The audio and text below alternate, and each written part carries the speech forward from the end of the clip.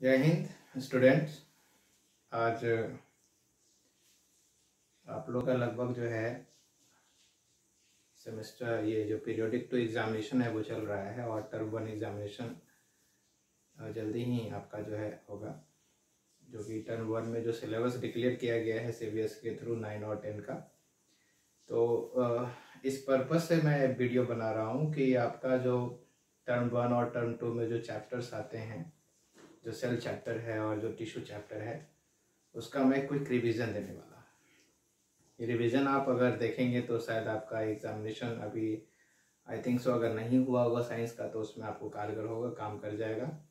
आप इसको आसानी से रिवीजन करेंगे और शायद आपको कुछ क्वेश्चन इससे डील हो जाए। और मैं कोशिश करूँगा कि काफ़ी कम समय में मैं सेल और टिश्यू दोनों का जो है रिवीजन वीडियो आपको दे दूँ। तो आप ध्यान से देखेंगे और समझेंगे, इसको केयर करेंगे। कौन कौन से पॉइंट्स बताए गए हैं मैं स्टार्टिंग से शुरू कर देता हूं, जो आपके लिए हेल्पफुल होगा। और अगर वीडियो ज़्यादा अगर समझ में आता है तो आप दोस्तों को भी शेयर करें ताकि उसे भी रिवीजन करने का मौका मिल जाए और वो भी जल्दी से रिवीजन करे और कोशिश हो कि उनके भी अच्छे मार्क्स आ जाएँ। ठीक है, तो मैं शुरू करता हूँ वीडियो। तो सेल से ही शुरू करते हैं, है ना। तो ध्यान देते हैं, बारी बारी से हम लोग समझते जाते हैं सेल के बारे में, सेल के कंपोनेंट के बारे में। तो जो सबसे पहला हमें समझना है वो हमारा जो चैप्टर है, ठीक है, तो उसके अनुसार से हम शुरू करते हैं कि जो चैप्टर है उसको हम सेल डिक्लेयर करेंगे या हम उसको कह सकते हैं fundamental unit of life. I think so कि अगर आपको दिख रहा होगा, जो राइटिंग है वो दिख रहा होगा, अगर नहीं तो मैं थोड़ा बड़ा लिख देता हूँ ताकि आपको दिखाई दे। तो सेल आप इसको कहते हैं fundamental unit of life. Fundamental unit of life कह सकते हो या बेसिक यूनिट ऑफ लाइफ भी आप कह सकते हैं, कोई प्रॉब्लम नहीं है, आप कुछ भी टर्म इस्तेमाल कर सकते हो आप। तो अब बात रही कि ये सेल है क्या, ठीक है। तो सबसे पहले शुरुआत होता है सेल के डिफिनीशन से शुरुआत होता है। तो सेल के डिफिनीशन की अगर आप बात करोगे तो सेल क्या है, तो cell is the structural and functional. ये शॉर्टकटली मैं लिख रहा हूँ, स्ट्रक्चरल एंड फंक्शनल। तो स्ट्रक्चरल एंड फंक्शनल क्या है, यूनिट है।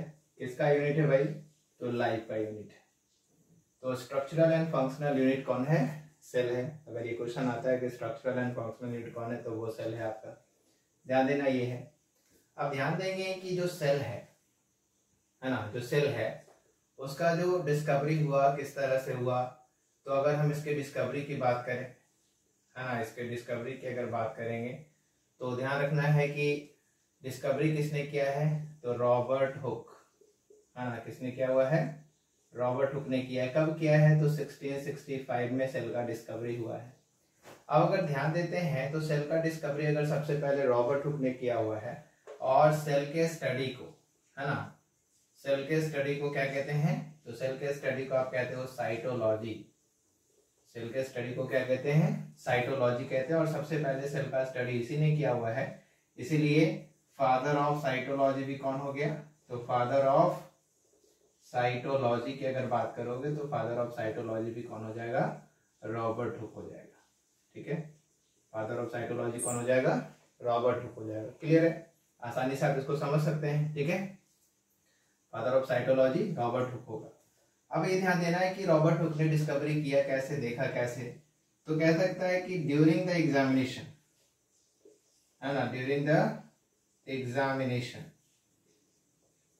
The examination of his microscope. वो अपने माइक्रोस्कोप का एग्जामिनेशन कर रहे थे, है ना। During the examination of his microscope, है ना, he used thin slice, you know, thin slice of cork, and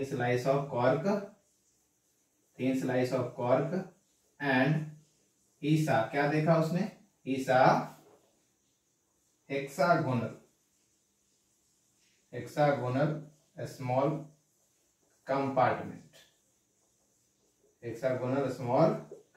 उसने देखा।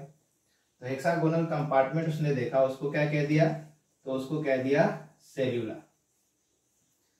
कह दिया, जो कि क्या है, तो सेलुला एक लैटिन वर्ड है। सेलुला क्या है? लैटिन वर्ड है जिसका एंग्लो इंडियन लैंग्वेज में क्या होता है? Little room. इसका मतलब क्या होता है? लिटिल रूम होता है। यानी सेलुला का मतलब वो समझते हैं लिटिल रूम, और सेलुला का यहाँ पे लिटिल रूम मतलब निकलता है। लेटर ये जो लिटिल रूम है और ये जो सेलुला है, इस सेलुला को बाद में लेटर क्या कहा गया? तो सेल नाम दे दिया गया। तो इस तरह से कह सकते हो कि जब एग्जामिनेशन कर रहा था तब उसने कॉर्क को देखा और कॉर्क में जो उसे सेल नजर आया उस सेल को नाम दिया सेलुला, और बाद में वही सेलुला जो है वो सेल के रूप में काफी ज्यादा जो है वो प्रचलित हो गया है, काफी ज्यादा फेमस हो गया है। ठीक है, और इसका मतलब क्या होता है? लिटिल रूम होता है। अब ये ध्यान देना ये है, ठीक है, ये जो सेल है यानी कह सकते हो कि जो ढूंढा गया है वो क्या है? कॉर्क सेल है। जो ढूंढा गया वो क्या है? Cork cell. और ये जो कॉर्क सेल होता है वो कैसा होता है? तो डेड नेचर का होता है। तो ऐसा भी क्वेश्चन आ सकता है कि जो रॉबर्ट हुक ने जो सेल का डिस्कवरी किया वो कैसा है? तो वो डेड सेल है ना? कॉर्क सेल का डिस्कवरी किया और वो जो सेल है वो कैसा सेल है? तो डेड सेल है। इस बात का ध्यान देंगे। ओके, तो ये यहां तक बात हो गई। अब आगे समझते हैं इसमें कि आगे क्या होगा।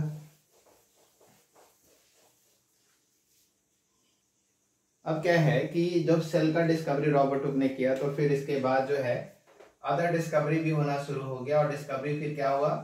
तो 1674 में एवी ल्यूवेनहुक एक साइंटिस्ट है, एवी ल्यूवेनहुक, है ना? एवी ल्यूवेनहुक, एवी ल्यूवेनहुक ने क्या किया? तो ये लिविंग सेल का डिस्कवरी कर दिया। लिविंग सेल डिस्कवरी किसने कर दिया? तो एवी ल्यूवेनहुक ने लिविंग सेल का डिस्कवरी कर दिया। क्लियर है? कब किया गया है? तो 1674 में किया गया है। अगर लिविंग सेल्स की अगर बात की जाए तो कौन कौन सा सेल? तो बेसिकली कह सकते हो अमीबा, अमीबा का किया, बैक्टीरिया को भी इसने देखा, आरबीसी भी देखा है। और आरबीसी ह्यूमन का आरबीसी नहीं बल्कि अदर एनिमल का आरबीसी जिसमें न्यूक्लियस प्रेजेंट रहता है और वो लिविंग रहता है, इसलिए आरबीसी देखा। स्पर्म सेल, है ना? इन सारी चीजों को जो है वो डिस्कवरी किया। लिविंग सेल का डिस्कवरी सबसे पहले किसने कर दिया? तो 1674 में एंटोनियो ल्यूवेनहुक ने कर दिया। इसके बाद बात आता है यहाँ पे कि 1831 की अगर हम बात करते हैं तो 1831 में एक साइंटिस्ट है जिसने क्या किया है? Robert Hooke. रॉबर्ट हुक ने कहा, सॉरी रॉबर्ट हुक नहीं बल्कि रॉबर्ट ब्राउन, ध्यान रखना है, रॉबर्ट ब्राउन। तो रॉबर्ट ब्राउन ने 1831 में क्या डिस्कवरी किया है? तो न्यूक्लियस। किसका डिस्कवरी किया? न्यूक्लियस का डिस्कवरी कर दिया। अगर ऐसा क्वेश्चन आता है कि न्यूक्लियस का डिस्कवरी कब हुआ और किसने किया, तो रॉबर्ट ब्राउन ने किया हुआ है। इसके बाद है कि सेल के अंदर जो प्रोटोप्लाज्म है, जो फ्लूइड भरा हुआ है, उस फ्लूइड को जो है नाम दिया किसने? तो 1839 की अगर हम बात करें तो 1839 में प्रोटोप्लाज्म टर्म दिया हुआ है जेई परकिंजे। एक साइंटिस्ट है जिसका नाम है J E Purkinje. J E Purkinje coined the term, कौन सा टर्म दिया? प्रोटोप्लाज्म। यानी सेल के अंदर जो फ्लूइड मटेरियल उसको क्या नाम दिया? प्रोटोप्लाज्म टर्म दे दिया।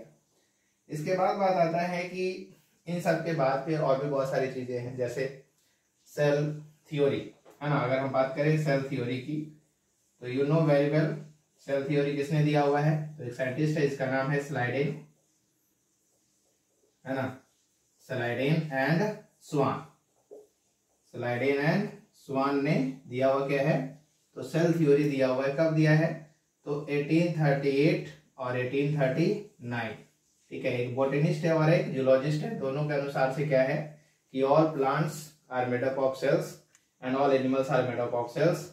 और इसने सेल थ्योरी जो दिया, एक्चुअली सेल थ्योरी क्या है? तो वो डिफिनेशन बन गया है। यानी सेल थ्योरी क्या है? तो cell is the structural and functional unit of life. ये चीजें इन्होंने बताया कि सेल जो है structural and functional unit of life है। ये सारी बातें इन्होंने बता दी। अब देखो, जो सेल थ्योरी दिया गया है स्लाइडेन और स्वान के थ्रू, इसको 1855 में एक साइंटिस्ट 1855 में एक साइंटिस्ट ने, जिसका नाम है रुडोल्फ वर्च्यू, रुडोल्फ वर्चो, इसने क्या किया, मॉडिफाइड कर दिया।